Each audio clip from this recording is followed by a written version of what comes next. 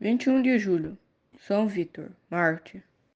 O imperador Maximiano, cujas mãos ainda gotejavam de sangue da legião tebaica e de muitos outros mártires, pelo fim do século III, chegou a Marsella, onde existia uma florescente comunidade de cristãos.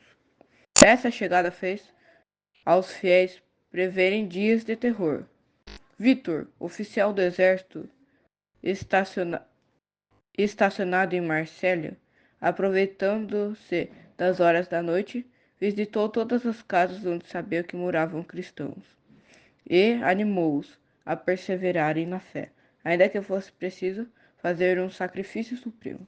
Tal atividade não podia passar despercebida às autoridades, e assim aconteceu que, um dia, Vítor fosse levado à presença dos prefeitos Astério e Eutício para vir a juízo, sem ligar a mínima importância às objeções, argumentações e ameaças dos juízes.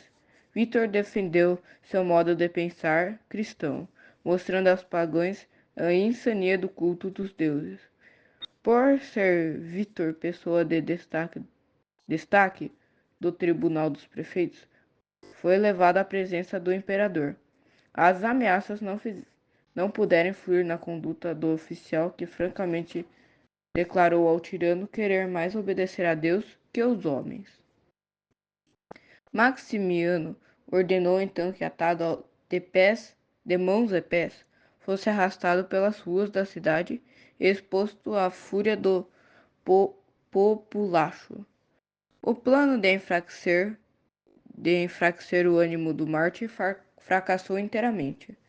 Vendo-se novamente diante dos juízes, disse-lhes: Aos vossos deuses só posso votar desprezo. Creio em Jesus Cristo. Sejam quase todos os tormentos que me querais condenar, dar-lhe fidelidade. Astério condenou em seguida ao Aquileu, sobre o qual o mártir ficou estendido por um longo tempo. Os olhos dirigidos ao céu, Vítor pediu a Deus força para sofrer até o fim. Jesus Cristo apareceu-lhe com cruz na mão e disse-lhe: Que a paz esteja contigo, Vítor.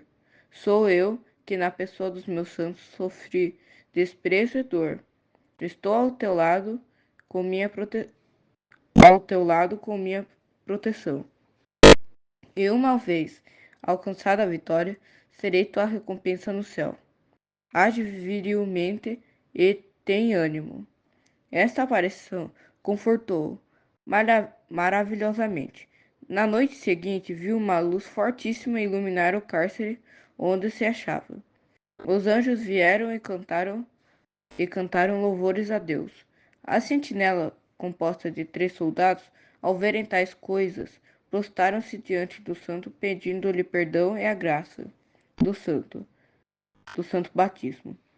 Vítor instruiu-os na religião, à medida que a estreiteza do tempo permitia, mandou chamar um sacerdote que ainda na mesma noite os batizou.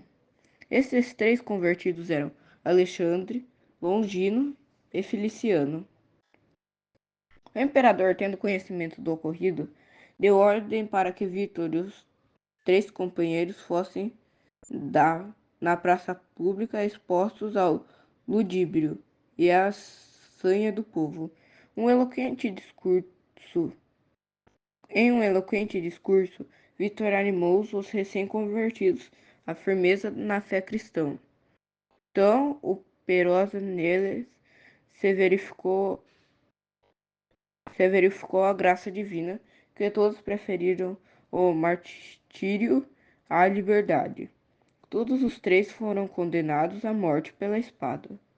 Vítor, novamente sujeito aos bárbaros tratos, foi reconduzido ao cárcere. 3 dias depois, foi citado perante o tribunal imperial. Maximiano exigiu que prestasse homenagem a Júpiter, cuja estátua se achava sobre um altar, ereto de propósito naquele lugar. Vitor, de passo firme, se adiantou até o altar e com forte pontapé derrubou a armação toda junto com a estátua. O imperador encolerizou-se sobremodo e deixou-se levar pelo furor. Mandou que desfassem a Vítor o pé, com que cometera tão horrível sacrilégio. Executada essa ordem, Maximiano quis que o mártir fosse amarrado numa roda de moinho em movimento. A roda imediatamente o fez em pedaços, e horrivelmente mutilado foi tirado o corpo de Vítor. A espada pôs-lhe o termo aos sofrimentos. No momento que rolou a santa cabeça, ouviu-se uma voz do céu. Tu é Vitória, Vítor, bem-aventurado. O corpo do santo, junto com os cadáveres dos companheiros, foi lançado ao mar. Como aparecesse outro lugar na terra, os cristãos recolheram-nos e deram-lhes honrosas sepulturas na cavidade debaixo de uma rocha. São Vítor preferiu sofrer os mais cruéis tormentos a negar a fé. Pela firmeza ganhou mais 3 companheiros, que juntamente com ele foram martirizados em testemunho da fé. Confessar a fé em nosso Senhor Jesus Cristo é dever de todos nós. Se não temos de defender a nossa fé perante aos tribunais dos imperadores de Roma e ouvir as mais terríveis ameaças contra a nossa vida e nossa fortuna, pelo menos, pelo menos obrigação nossa é dar ao mundo o exemplo de católicos praticantes, isso é, praticar as virtudes cristãs e evitar o pecado, e edificar o próximo pelo bom exemplo. Essa fidelidade é a nossa religião.